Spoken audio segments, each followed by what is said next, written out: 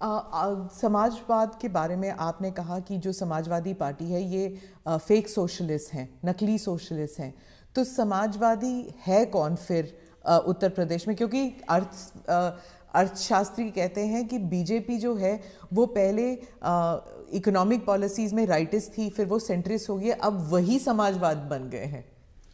पहली बात है, भारतीय जनता पार्टी जनसंघ के जमाने से हमारी आर्थिक सिद्धांतों की चर्चा आप सुनोगे तो यही रही है कि हम देश की जनता पे भरोसा करते हैं, देश की जनता के सामर्थ्य पे भरोसा करते हैं।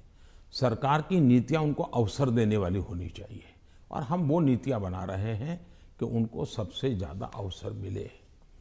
दूसरी बात है, हमारा मत है government has no business to do a business. अब ये कहाँ समाजवाद के साथ बैठता है? ये तो समाजवाद के खिलाफ है। सरकार का काम है गरीब के लिए भोजन की चिंता करो, सरकार का काम है गरीब के लिए घर बनाओ, सरकार का काम है गरीब के लिए शौचालय बनाओ, सरकार का काम है गरीब को पीने का शुद्ध पानी दो, सरकार का काम है गरीब अगर बीमार है तो उसको इलाज की व्यवस्था करो, सरकार का काम है गरीब गांव-गांव तक कुछ रास्ते बनाओ, लोगों को जाने आने की सुविधा करो। सरकार का काम है कि हमारा देश का एग्रीकल्चर ताकत जो है विश्व के बाजार में कैसे पहुंचे, इसके लिए कुछ व्यवस्था करो। छोटे किसान उसको दरकिनार किया गया, उसकी चिंता करो। और मेरी प्राथमिकता यही है, मुझे लोगों को घर देना है, मुझे गरीबों को शौचालय देना है, मुझे गरीबों को धुएं से मुक्त करना है, मुझे गरीबों को घर में शुद्ध पीने का पानी पहुंचाना है, मुझे गरीब के बच्चों को पढ़ाना है। अगर कोई इसको समाजवाद कहता है तो मुझे ये समाजवाद मंजूर है, तो क्योंकि मैं समाज के लिए हूं। लेकिन मैं जो चर्चा करता हूं नकली समाजवाद, वो ये है, ये पूरी तरह परिवारवाद है। लोहिया जी का परिवार कहीं नजर आता है क्या? वो भी तो समाजवादी थे। जॉर्ज फर्नांडिस का परिवार नजर आता है क्या? वो भी समाजवाद थे। नीतीश बाबू हमारे साथ काम कर रहे हैं, वो भी तो समाजवादी हैं। परिवार कहीं नजर आता है क्या? ये समाजवादी लोग हैं। लेकिन ये लोग देखिए, पूरा परिवार। मुझे एक बार किसी ने चिट्ठी भेजी थी, मैं तो भूल गया आज।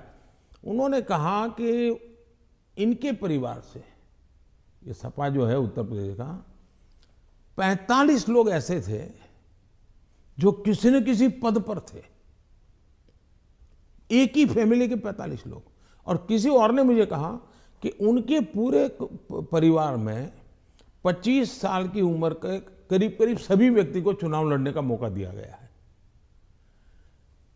क्या ये परिवारवाद का लोकतंत्र के लिए खतरा है? इसलिए मैं कह रहा हूं। तो अखिलेश और जयंत दोनों कहते हैं कि परिवारवाद सिर्फ उनकी पार्टी में नहीं, आपकी पार्टी में भी है। राहुल गांधी भी कहते हैं कि परिवारवाद से जुड़े मतलब सेकंड जनरेशन लीडर्स तो आपकी पार्टी में भी हैं। बहुत फर्क है। ये फर्क, अच्छा सवाल पूछा आपने। मैं थोड़ा विस्तार से जवाब दूंगा, बुरा मत मानिए। लेकिन देश की जनता को मैं झूठ के सामने सत्य समझाना चाहता हूं। एक परिवार से अनेक लोग जनता के बीच में जाएं, एक परिवार से 2 लोग जाएं, 3 लोग जाएं और जनता उनको चुनाव करके भेजे, वो एक राजनीति का पहलू है। लेकिन दूसरा, एक परिवार के लोग ही उस पार्टी के अध्यक्ष बने, उस पार्टी के ट्रेजरर बने, उस पार्टी का पार्लियामेंट्री बोर्ड बने।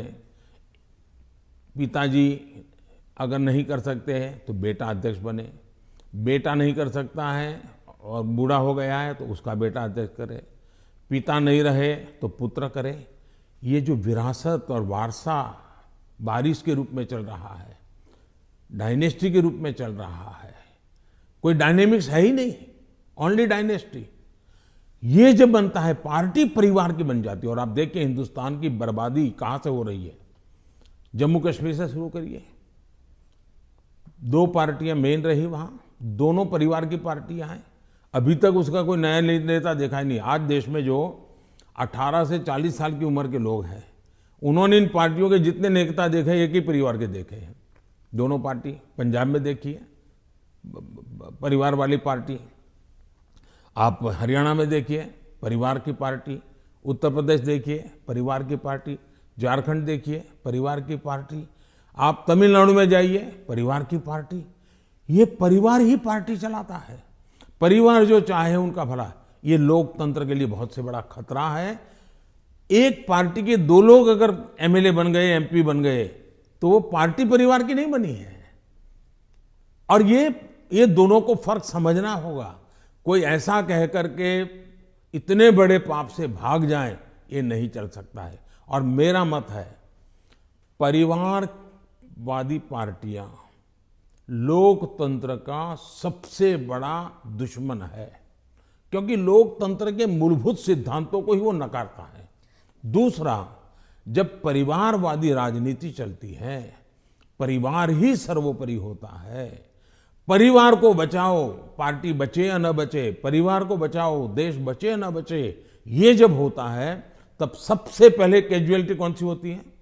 परिवारवादी राजनीति में कैजुअलिटी कौन सी होती है? बेटा जैसा भी होगा लेकिन वही अगला अध्यक्ष बनेगा। तब सबसे बड़ी कैजुअलिटी टैलेंट की होती है। और सार्वजनिक जीवन में जितनी ज्यादा अधिक टैलेंट आए बहुत जरूरी है। इसलिए राजनीतिक दलों का लोकतांत्रिकरण ये बहुत आवश्यक है। परिवारवादी पार्टियां नए अच्छे नौजवानों को राजनीति से आने से रोकते हैं। मान लीजिए कोई नौजवान है जिसको भारतीय जनता पार्टी में नहीं जाना है, लेकिन बाकी कहीं पर उसको जगह ही नहीं है, कहां जाएगा? क्योंकि बाकी में तो है भाई, उसके परिवार का मैं नहीं हूं, तो थोड़े दिन तो मेरा उपयोग होगा, बाद में मुझे फेंक देंगे। मैं उनके काम आऊंगा तब तो चलूंगा, लेकिन मैं राज्य की भलाई के लिए काम करूंगा तो मैं नहीं चलूंगा। सब नौजवान डर रहे हैं सार्वजनिक जीवन में आने से। भारतीय जनता पार्टी को आ रहे हैं तो लोगों को लगता है कि भारतीय जनता पार्टी क्यों बढ़ रही है, क्योंकि लोकतांत्रिक तरीके से चल रही है। तो आप जब परिवार के बारे में बात करते हैं, स्पेशली पॉलिटिकल पार्टीज के जो पॉलिटिकल फैमिलीज हैं, तो कांग्रेस कह रही है जान के आपने जवाहरलाल नेहरू के स्पीचेस के बारे में, दोनों सदनों में जो आपने स्पीच दिए, राज्यसभा में, लोकसभा में, वहाँ पर आपने नेहरू जी के स्पीचेस पर बहुत तवज्जो दी और यही दिखाने के लिए कि नेहरू जी ने भी ऐसे काम किए हैं जिसके लिए आप उन्हें क्रिटिसाइज कर रहे थे। तो राहुल गांधी ने देर रात को मीडिया से बात करते हुए कहा कि I don't need a certificate from Modi ji about my great grandfather. तो अब ये फिर अब पूरा परिवार के ऊपर बन गया है कंट्रोवर्सी। हालांकि आपने जो एग्जाम्पल्स दिए थे वो परिवार के ऊपर नहीं था। पहली बात है, मैंने किसी के पिताजी के कुछ नहीं कहा है, मैंने किसी के दादाजी के लिए कुछ नहीं कहा है, नहीं मैंने किसी नाना जी के लिए कहा है, नहीं मैंने किसी की माता जी के लिए कुछ कहा है। मैंने देश के प्रधानमंत्री ने क्या कहा वो कहा है। और सरकार एक कंटिन्यूटी होती है, और इसलिए एक प्रधानमंत्री के ये विचार थे तब क्या स्थिति थी, आज के प्रधानमंत्री के ये विचार है क्या स्थिति है, और देश का ये हक बनता है। अब दूसरा, बार बार हमें कहा जाता है आप नेहरू जी का नाम लेते नहीं, आप नेहरू जी का नाम, अब हम लेते हैं तो भी मुश्किल हो रहा है। मुझे समझ नहीं आ रहा है कि इतना डर किस बात